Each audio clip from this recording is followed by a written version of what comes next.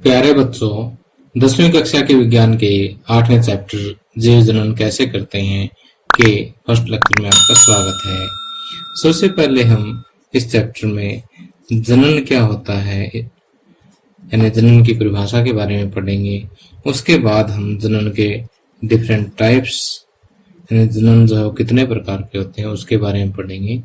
हम ये देखेंगे कि जनन दो प्रकार के होते हैं, अलैंगिक जनन और लैंगिक जनन। और मैं इस लेक्चर में आपको इन दोनों प्रकार के जनन की जो है परिभाषा भी आपको बताऊंगा, इनमें अंतर भी बताऊंगा और उसके बाद जो है अलैंगिक जनन के बारे में डिटेल से हम स्टडी इसी लेक्चर में करेंगे। तो आइए शुरुआत करते हैं। तो आइए सबसे पहले हम ये समझते हैं कि जनन क्या होता है, रिप्रोडक्शन क्या होता है। कि जैसे हम अपने परिवेश में बहुत सारे जीवों को देखते हैं, जैसे कुत्ता हो गया, ठीक, इसी तरह से बिल्ली होगी, ठीक, और हम खुद ह्यूमन बीइंग हो गए, मानव हो गया, ठीक। इन सभी जीवों में खास बात क्या है कि ये अपने जैसे ही बच्चे पैदा करते हैं। जैसे कुत्ता अपने जैसे बच्चे पैदा करेगा, बिल्लियां भी जो है अपने जैसे ही छोटे छोटे बच्चे पैदा करती है, ठीक। इसी तरह से ह्यूमन बीइंग भी अपने जैसे बच्चे पैदा करते हैं। तो जनन क्या है? जनन एक ऐसी जैव प्रक्रिया है जिसमें कोई भी जीव जो है वो अपने जैसे ही बच्चे पैदा करते हैं, ठीक। ये एक ऐसी जैव प्रक्रिया जिसमें जीव जो है वो अपने जैसे ही बच्चे पैदा करते हैं, अपने जैसे ही जीव पैदा करते हैं। ऐसी जैव प्रक्रिया क्या कहलाती है? जनन कहलाती है।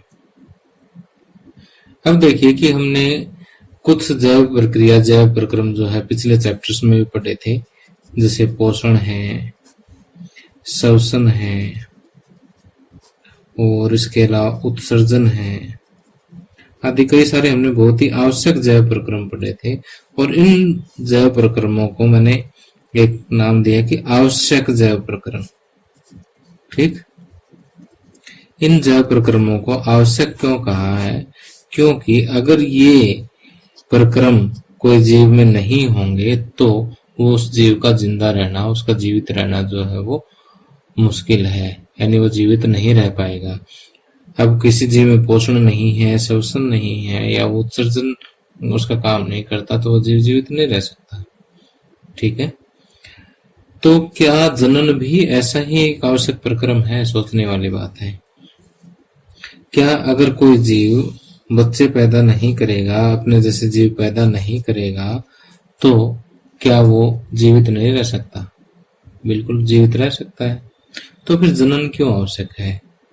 जनन वास्तव में जीवों का अस्तित्व बनाए रखने के लिए जरूरी है। जनन क्या करता है? जीवों का अस्तित्व जो है वो बनाए रखता है। जीवों का अस्तित्व का मतलब ये है कि मान लेते हैं कि कोई भी स्पीशीज, कोई भी प्रजाति जो है उसमें आगे नए जीव जो है उनका जनन होना बंद हो जाता है, नए जीव पैदा होना बंद हो जाते हैं। फॉर एग्जाम्पल, एक मिनट के लिए मान लेते हैं कि मानव प्रजाति में जो है आगे जीव उत्पन्न होना, छोटे बच्चे उत्पन्न होना जो है बंद हो जाते हैं, तो लगभग आगे आने वाले 100 वर्षों में जो है मानव प्रजाति पूरी तरह से लुप्त हो जाएगी इस पृथ्वी से। तो हम ये कह सकते हैं कि जनन से जो है वो जीवों का अस्तित्व होता है। अब देखिए कि किसी भी प्रजाति या किसी भी स्पीशीज में जीवों के अस्तित्व का क्या पता लगता है? कि उस स्पीशीज या उस प्रजाति में जीवों की जो विशाल संख्या है, उस विशाल संख्या से ही हमें उस प्रजाति में जीवों के अस्तित्व का पता लगता है। कि यदि संख्या विशाल नहीं होगी उस प्रजाति में जीवों की, तो उसके अस्तित्व का पता नहीं लगेगा। तो अब देखिए कि यहाँ पर एक खास बात नोट करने वाली ये है कि जैसे यहाँ पर एक जीव हम ले लेते हैं, कुत्ता एक जीव है, और उसके बच्चे अगर हम देखेंगे तो बिल्कुल कुत्ते जैसे शक्ल के ही मिलेंगे आपको। बिल्ली के बच्चे बिल्ली की शक्ल के मिलेगी, मानव के बच्चे मानव के शक्ल के ही मिलेंगे, ठीक है। तो बिल्कुल हूबहू लगभग ऐसे ही मिलेंगे। तो क्या कभी सोचा है कि जैसे कुत्ते के बच्चे बिल्ली जैसे क्यों नहीं होते, या कुत्ते से अलग शक्ल उनकी क्यों नहीं आती, सेम टू सेम उसी जैसे ही क्यों आते हैं ये। तो वास्तव में जीवों की जो कोशिका होती है उसके अंदर एक पदार्थ होता है डीएनए। ठीक, डीएनए एक अनुवांशिक पदार्थ है। तो उसी अनुवांशिक पदार्थ की वजह से जो है पेरेंट्स के गुण जो है उसके बच्चों में आ जाते हैं। ठीक, कि एक जीव के गुण जो है उसकी संतान में आ जाते हैं। तो अब देखिए डीएनए के बारे में हम पढ़ते हैं थोड़ा सा। तो यदि डीएनए के बारे में देखें तो देखिए मान लीजिए कोई भी कोशिका है, कोशिका के अंदर ये इसका केंद्रक यानी न्यूक्लियस है। न्यूक्लियस को अगर हम थोड़ा सा बड़ा करके देखें तो इस तरह से ये न्यूक्लियस है। न्यूक्लियस के अंदर जो है वैसे तो बहुत सारे पदार्थ होते हैं, लेकिन हम यहाँ से एक मेन देखते हैं कि क्रोमोसोम इस तरह से देखिए। ठीक है, ये कोई क्रोमोसोम है। क्रोमोसोम के अंदर जो है इस तरह से डीएनए होता है। ठीक, और इसी डीएनए के अंदर ही हम ये कह सकते हैं कि किसमें सारा डाटा सेव होता है, जो आगे जो है संतति के अंदर उसमें संतान में जो है वो ट्रांसफर हो जाता है। अब देखिए कि किसी एक कोशिका से उसकी संतति कोशिका में उसकी डॉटर जो सेल है उसके अंदर जो अनुवांशिक गुण हो किस तरह से स्थानांतरित होते हैं वो मैं आपको थोड़ा सा डिटेल से समझाता हूँ अभी। इसके लिए हमें डीएनए की प्रतिकृति को समझना होगा, डीएनए रिप्लिकेशन को समझना होगा। डीएनए की प्रतिकृति क्या होती है कि जैसे ये डीएनए की श्रृंखला है। ठीक, और आगे जाकर के जो है दो भागों में बंट जाती है। ठीक, तो हम ये कह सकते हैं कि पुराने डीएनए श्रृंखला पर नए डीएनए का संश्लेषण हो जाता है। ठीक, और ये जो नए डीएनए का जो संश्लेषण हो गया ये क्या कहलाती है, इस डीएनए की प्रतिकृति कहलाती है। साधारण भाषा में कहें तो जो मूल डीएनए था उस जैसी ही एक और इसी की कॉपी जो है हूबहू ऐसा ही दूसरा डीएनए जो है पैदा हो जाता है। तो इससे हम कहते हैं कि डीएनए की प्रतिकृति। तो पुरानी डीएनए श्रृंखला पर नए डीएनए का संश्लेषण जो है वो क्या कहलाता है, डीएनए की प्रतिकृति कहलाती है। जब नया डीएनए बनता है ना तो एक नई कोशिका भी बन जाती है। ठीक, कि पहले एक कोशिका थी और उस एक कोशिका से जो है दो कोशिकाएं बन जाती है। तो इस तरह से जो पेरेंट कोशिका जो है उससे जो अनुवांशिक गुण है वो अपनी संतति कोशिका के अंदर जो है वो ट्रांसफर हो जाते हैं। तो देखिए जो मैंने आपको यहाँ पर पढ़ाया है वही सेम टू सेम नोट्स में भी लिखा है, और ये नोट्स जो है आप को जो है इसी वीडियो के डिस्क्रिप्शन में एक लिंक दे रखा है, वहां से जाकर के डाउनलोड कर सकते हैं। अब डीएनए की प्रतिकृति की आवश्यकता वैसे तो मैंने आपको बता दी, एक बार नोट्स में से और बता देता हूँ कि डीएनए क्या है, एक अनुवांशिक पदार्थ है जो अपनी प्रतिकृति बना करके अपनी कॉपी बना करके वो ऐसा ही एक और डीएनए बना करके अपने गुणों को जो है एक कोशिका से संतति कोशिका में स्थानांतरित करता है। ठीक, तो इसी से ही जो है वंशानुगत गुणों से युक्त संतति प्राप्त होती है कि संतान के अंदर उसी के पूर्वज जो जीव है उनके गुण जो है वो आ जाते हैं। ठीक, तो हम ये कह सकते हैं कि डीएनए जो है किसी जाति के विशेष गुणों को जो है बनाए रखता है।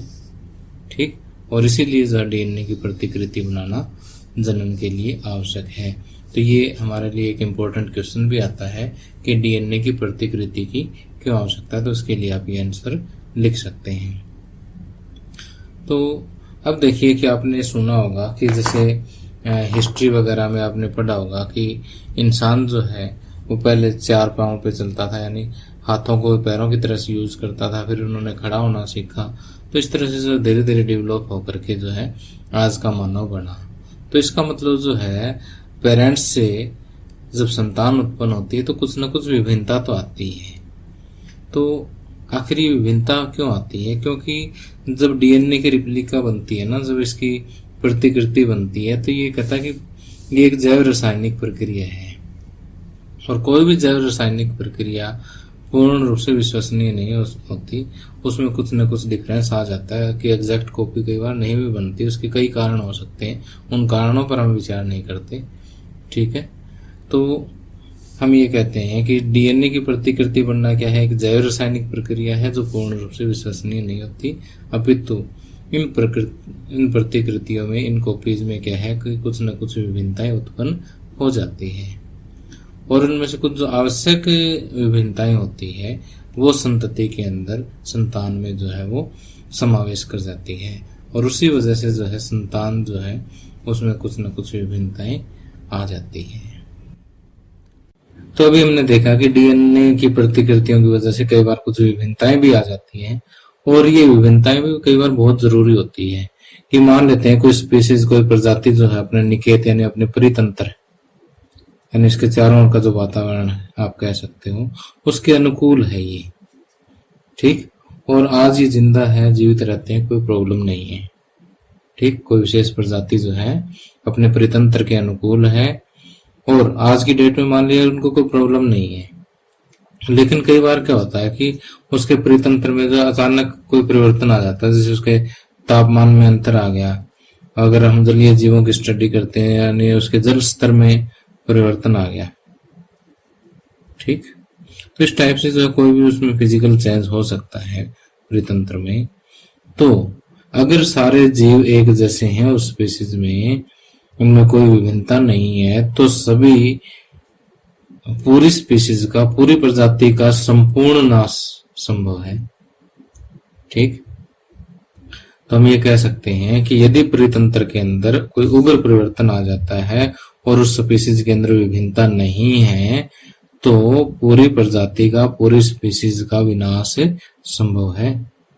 लेकिन यदि इस स्पीशीज के अंदर, इस समष्टि में, इस प्रजाति में कुछ जीवों में विभिन्नता है, कुछ जीवों में विभिन्नता है, तो हो सकता है कि उन जीवों पर इस उग्रताप का फर्क ना पड़े।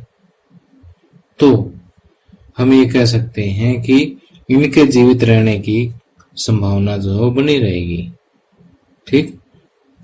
तो हम ये कह सकते हैं कि विभिन्नता जो है वो समष्टि की उत्तरजीविता के लिए बहुत ही जरूरी है, उत्तरजीविता बनाए रखने के लिए, ठीक है, उनका जीवन बनाए रखने के लिए जो है वो क्या है, उपयोगी है।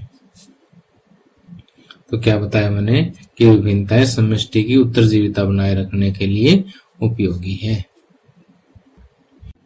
अब आइए देखते हैं कि जनन कितने प्रकार का होता है। जनन को हिंदी में प्रजनन भी लिख देते हैं, दोनों में कोई फर्क नहीं है। तो जनन जो है वो दो टाइप के होते हैं, अलैंगिक जनन और लैंगिक जनन। इसको इंग्लिश में बोलते हैं asexual reproduction and sexual reproduction. तो अलैंगिक जनन जो है क्या होता है कि इसमें जनन में सिर्फ एक ही जीव जो है वो संतान पैदा करते हैं, ठीक। अपने जैसा ही एक और जीव पैदा कर सकता है। और लैंगिक जनन में दो जीव, जिसमें से एक नर होता है और एक मादा होती है, ये मिलकर के संतान जो है वो पैदा करते हैं, ठीक। अब जो अलैंगिक जनन है वो कुछ बैक्टीरिया, जैसे कुछ जंतु जैसे बैक्टीरिया है, प्रोटोजोआ है और कुछ पौधे हैं, उनमें अलैंगिक प्रजनन होता है। तो क्या बताया मैंने कि कुछ बैक्टीरिया, प्रोटोजोआ और कुछ पौधों में जो है क्या होता है, अलैंगिक जनन होता है। और अलैंगिक जनन के दौरान जो है वो युग्मक का निर्माण नहीं होता। कि युग्मक, युग्म का मतलब होता है जोड़ा, ठीक। युग्मक का निर्माण तभी होता है जब लैंगिक जनन हो, ठीक। और यहाँ पर अलैंगिक जनन में जो संतान पैदा होती है वो हूबहू उसके पेरेंट जैसी होती है, उसके जो मूल जीव होता है उस जैसी ही होती है। यहाँ पर विभिन्नता का चांस कम होता है, ठीक। और जो जितने भी संतान में जो गुण है वो उसके पेरेंट जीव वाले गुण ही लगभग ट्रांसफर हो जाते हैं, ठीक। और जो निम्न वर्ग के जीव जो हैं उनमें अलैंगिक प्रजनन जो है वो मोस्टली पाया जाता है। और लैंगिक जनन में क्योंकि संतान की उत्पत्ति जो है नर और मादा दो जीवों से होती है, तो यहाँ पर विभिन्नता के जो चांसेस है वो ज्यादा है, ठीक। तो जैसे अलैंगिक प्रजनन जो है, अलैंगिक जनन जो है वो निम्न वर्ग के जीवों में अधिक पाया जाता है, जिनमें कम कोशिकाएं होती है। जो सिंपल जीव जो होते हैं उनमें ज्यादा अलैंगिक जनन होता है, जबकि जो उच्च वर्ग के जीव जो हैं उनमें क्या होता है, लैंगिक जनन होता है। तो आज इस लेक्चर में हमने पढ़ना है कि जो निमंत्रित जीवों में अलैंगिक जनन जो है वो, उसके बारे में हम डिटेल से पढ़ेंगे। लेकिन इससे पहले जो है एक बार में देख लेते हैं, कई बार क्वेश्चन एग्जाम में पूछ लिया जाता है कि अलैंगिक प्रजनन और लैंगिक प्रजनन में, अलैंगिक जनन और लैंगिक जनन में जो है वो क्या अंतर है। तो सबसे पहला तो इसकी परिभाषा से दे देते हैं कि जब जनन में एक ही जीव संतान उत्पन्न करता है तब वो क्या होता है, अलैंगिक जनन। और जिसमें दो जीव नर और मादा वो प्रजनन में जब निहित होते हैं तब उसे क्या कहते हैं, लैंगिक जनन कहते हैं। और इसमें जो है युग्मक का निर्माण नहीं होता, जबकि यहाँ पर जो है युग्मक का निर्माण होता है। ठीक, अब यहाँ पर जो नया जीव है वो पैतृक जीव के समान या समरूप होता है, विभिन्नता के चांसेस यहाँ पर कम है। लेकिन लैंगिक जन्म जो होता है उसमें विभिन्नताएं जो है वो ज्यादा हो सकती हैं। ठीक, और ये निम्न वर्ग के जीवों में पाया जाता है और ये उच्च वर्ग के जीवों में पाया जाता है। अब यहाँ पर मैं आपको एक बात और बता देता हूँ कि पौधों के अंदर लैंगिक और अलैंगिक दोनों प्रकार के जनन होते हैं जो हमें इस चैप्टर में स्टडी करने हैं। और लैंगिक जनन में हम पौधों में लैंगिक जनन के बारे में पढ़ेंगे और मानव में जनन के बारे में पढ़ेंगे। इसके अलावा बाकी जो जीव हैं उनके बारे में, उनके जनन के बारे में हम हायर क्लासेस में पढ़ेंगे। तो अब देखते हैं कि निमंत्रित जीवों में अलैंगिक जनन जो है वो कितने वेद से हो सकता है, कितने तरीकों से हो सकता है। अब देखिए कि जो निमंत्रित जीव है उनमें द्वि विभाजन, बहुविखंडन, मुकुलन, बीजाणु का निर्माण, खंडन और पुनर्जनन, रीजनरेशन, तो ये कुछ विधियां हैं जिसके द्वारा जो है वो एकल जीव जो है वो अपनी संतति को पैदा करता है, यानी अलैंगिक जनन उनमें होता है। तो अब आइए अलैंगिक जनन की इन विधियों को आगे डिटेल से पढ़ते हैं। अब देखिए कि अलैंगिक प्रजनन की विधियों में सबसे पहले हम पढ़ते हैं द्वि विभाजन। द्वि का मतलब दो, विभाजन टुकड़े होना उसके। तो जैसे यहाँ पर क्या होता है कि हम उदाहरण लेते हैं, जैसे अमीबा का उदाहरण ले लेते हैं कि ये अमीबा की एक कोशिका है। ठीक, तो जैसे कोशिका कुछ बड़ी होती है ना, तो इसका जो केंद्रक है वो विभाजित हो जाता है। विभाजित होने के बाद ये इस तरह से बढ़ता हुआ दो टुकड़ों के अंदर टूट जाता है और अपना जो अस्तित्व है वो खो देता है। ठीक, और दो नई कोशिकाएं बना लेता है। इस तरह से एक अमीबा जो है वो दो अमीबा के अंदर कन्वर्ट हो जाता है।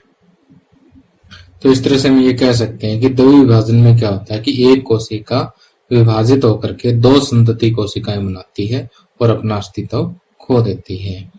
तो इसका जो उदाहरण है वो हम दे सकते हैं, जैसे अमीबा है और बैक्टीरिया वगैरह में जो इसी तरह का बाइनरी फिशन होता है। अब बाइनरी फिशन का मैं एक और एग्जांपल भी आपको देता हूँ। द्वि विभाजन या बाइनरी फिशन का एक और एग्जांपल देखिए कि यहाँ पर आपने एक रोग का नाम सुना होगा, कालाजार। ठीक, कालाजार रोग का एक जीवाणु होता है जिसको हम कहते हैं लेशमानिया। ठीक, लेशमानिया में देखिए कि ऊपर की तरफ है ना एक इस तरह से कोड़े की तरह से, जैसे जो कोड़ा जिससे घोड़ा गाड़ी वगैरह जो हाँकते हैं, इस टाइप की सी एक संरचना होती है। ठीक, तो ये धीरे धीरे स्प्लिट होकर के एक से दो पार्ट में कन्वर्ट हो जाती है और ठीक इसी तरह से ये स्प्लिट होता हुआ बढ़ता हुआ जो है दो कोशिकाओं में बदल जाता है। तो ये जो चित्र है आपको लेशमानिया में द्वि विखंडन को दर्शा रहा है। तो यहाँ पर भी वही हो रहा है कि एक कोशिका जो है वो दो कोशिकाओं में विभाजित हो जाती है और अपना अस्तित्व जो है वो खो देती है, धीरे धीरे धीरे कन्वर्ट होकर के इस तरह से दो ऐसे ही कोशिकाएं बना लेगा। ठीक, अब आगे आता है बहुविखंडन। बहुविखंडन और द्विविखंडन में क्या अंतर है कि द्विविखंडन में तो जो कोशिका का जो केंद्रक है वो 2 केंद्रक में विभाजित हो जाता था और आगे 2 कोशिकाएं जो है बन जाती थी। ठीक, लेकिन बहुविखंडन में क्या होता है कि एक पूर्ण विकसित जीव का जो केंद्रक है वो बार बार विभाजित होकर के बहुत सारे केंद्रक बना लेता है। ठीक, और बहुत सारे केंद्रक बनाने के बाद इन केंद्रकों के चारों तरफ क्या आ जाता है, कोशिका द्रव्य आ जाता है और इस तरह से बहुत सारी नई संतति कोशिकाओं का जो है निर्माण होता है और इस प्रोसेस को हम क्या कहते हैं, बहुविखंडन कहते हैं। तो आपने मलेरिया का नाम सुना होगा। मलेरिया कौन से मच्छर से फैलता है? मादा एनाफिलीज मच्छर से फैलता है। वास्तव में मादा एनाफिलीज मच्छर जो है वो एक परजीवी प्लाज्मोडियम का ही वाहक होता है और जैसे मादा एनाफिलीज मच्छर जब काटता है ना तो एक किस्म से परजीवी जो है वो बॉडी के अंदर इंजेक्ट कर देता है। ठीक, बॉडी के अंदर ट्रांसफर कर देता है। तो शुरू में मान लेते हैं कि उस मच्छर ने जो है 1 या 2 प्लाज्मोडियम जो है बॉडी के अंदर इंजेक्ट कर दिए। ठीक, और फिर जैसे उनका बहुविखंडन होता है तो इस तरह से मलेरिया जो है वो मनुष्य में काफी तेजी से फैल जाता है क्योंकि उसका बहुविखंडन होता है। ठीक है, अब नेक्स्ट आता है हमारे पास मुकुलन या बडिंग। मुकुलन या बडिंग में क्या होता है कि जो मातृ कोशिका जो होती है, मदर सेल जो होती है, उसके शरीर में क्या है कि एक मुकुल बनता है इस तरह से। ठीक, और ये मुकुल जैसे धीरे धीरे बड़ा होता है और फिर इस बॉडी से डीअटैच होता है तो इस तरह से जो है ये 2 अलग अलग जीव बनता है। यीस्ट में ऐसा होता है। ठीक, इसके अलावा कई बहुकोशिकीय जीव है जैसे स्पंज है, हाइड्रा है, इनमें भी मुकुल निकलती है। एक चित्र से समझाता हूँ। तो देखिए यहाँ पर आप हाइड्रा का चित्र देख रहे हैं कि हाइड्रा में किसी भी एक भाग से जो है मुकुल निकलती है। मुकुल निकलती है और इसके शरीर का जो धीरे धीरे पूरी तरह से विकास हो जाता है। जैसे पूरी तरह से विकास हो जाता है तो ये इस मेन जो मुकुल होता है उससे डीअटैच हो जाती है इस तरह से। ठीक, और एक नया हाइड्रा जो है वो बन करके तैयार हो जाता है। ठीक, तो इस विधि को हम कहते हैं मुकुलन या बडिंग। अब अलैंगिक जनन की अगली विधि आती है बीजाणु का निर्माण या स्पोर फॉर्मेशन। इसके लिए मैंने जो है कैलेमाइडोमोनास का एग्जाम्पल लिया है। इसमें क्या होता है कि जो एक कोशिका है और इस कोशिका का जो केंद्रक और जो द्रव्य है वो 1 से 2, 2 से 4, 4 से 8 तक जो है वो बीजाणु बना देते हैं। ठीक, और ये बीजाणु जो है आगे जाकर के जब इनको प्रॉपर माहौल जब इसको मिलता है, प्रॉपर जो से इसको फेवरेबल कंडीशन मिलती है तो फिर ये वापस जो है ग्रो कर जाते हैं और नई संतति जो है वो पैदा करते हैं। और इसका एक एग्जाम्पल जो है आपने फफूंद देखा होगा। फफूंद कि जैसे किसी ब्रेड वगैरह के ऊपर जो कई बार ग्रीन से कलर का आ जाता है, मान लिया ब्रेड कई दिन हो गए पड़ा हुआ या थोड़ा बहुत गीला हो गया तो उसके ऊपर ऐसे फफूंदी आ जाती है। तो ये फफूंद भी क्या करता है, ऐसे बीजाणु का निर्माण करता है।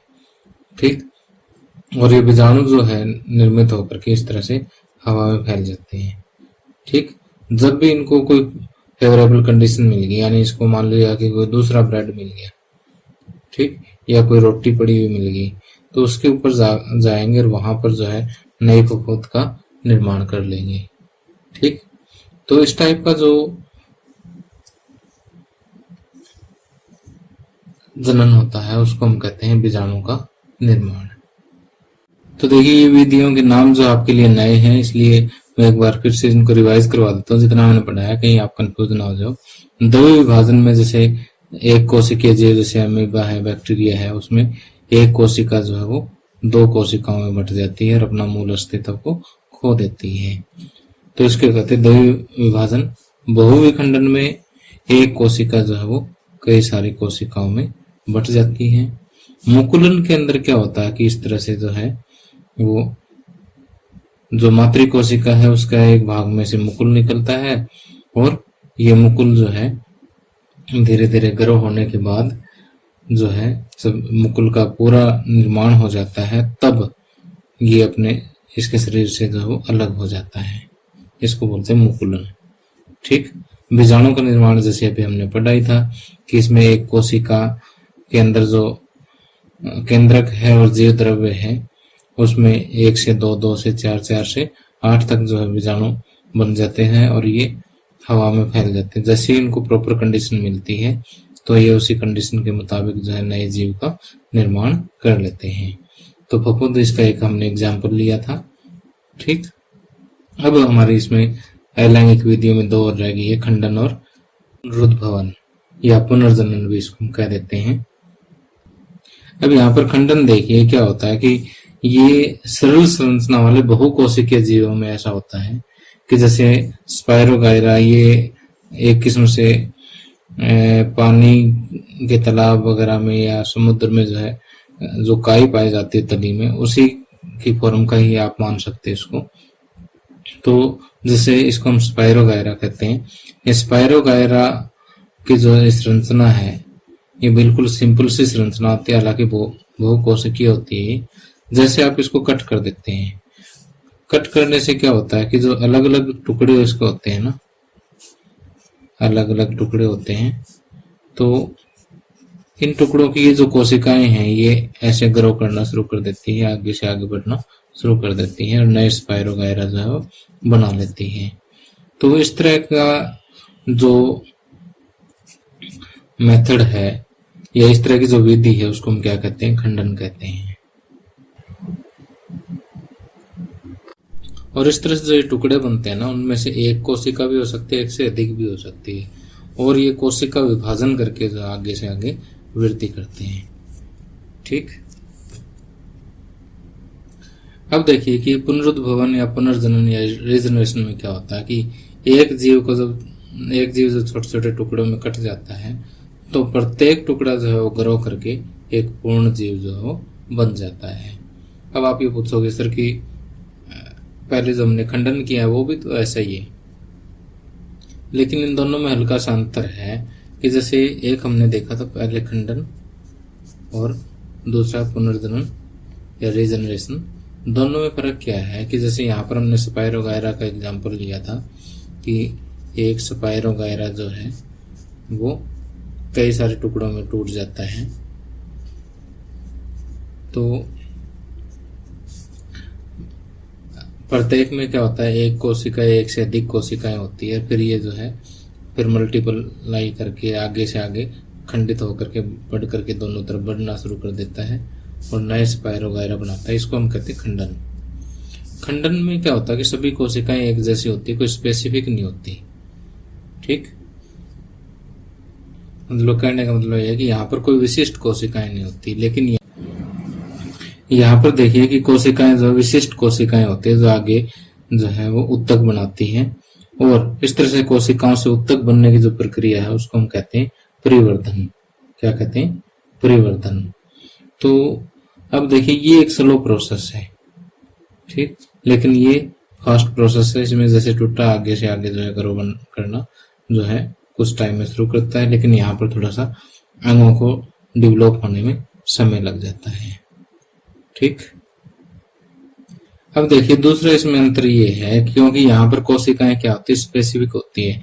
इसका मतलब ये है कि हम किसी भी भाग को काट करके एक नया जीव यहाँ पर पैदा नहीं कर सकते, जो कि खंडन में है क्योंकि सभी कोशिकाएं सेम होती है, इसलिए इनको कट करके जो है किसी भी भाग से जो है आगे नया जीव, नई संतति जो है वो उत्पन्न कर सकते हैं। तो प्यारे बच्चों, आज हमने इस लेक्चर में देखा कि जनन क्या होता है, और जनन मुख्य रूप से 2 प्रकार का होता है, अलैंगिक जनन और लैंगिक जनन। अलैंगिक जनन में हम पढ़ते हैं मुख्य रूप से निमंत्रण जीवों के में अलैंगिक जनन और पौधों में अलैंगिक जनन। तो ये पार्ट हम कंप्लीट कर चुके हैं, और पौधों में अलैंगिक जनन की विधियां जो है हम सेकंड पार्ट में करेंगे।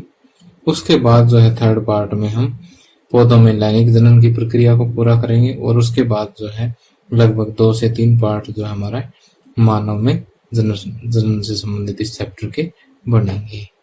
ठीक, तो कुल मिलाकर के हमारा 1, 2, 3 और 2, 5 से 6 लेक्चर में हमारा ये चैप्टर खत्म हो जाएगा। और इस चैप्टर के मैंने पूरे नोट्स जो है वो तैयार कर दिए हैं, और इस लेक्चर के नोट्स के लिए लिंक आपको इसी वीडियो के डिस्क्रिप्शन में मिल जाएगा, वहां से आप ये नोट्स डाउनलोड कर सकते हैं। तो आपको मेरा लेक्चर कैसा लगा मुझे कमेंट करके जरूर बताना। Thank you, have a nice day.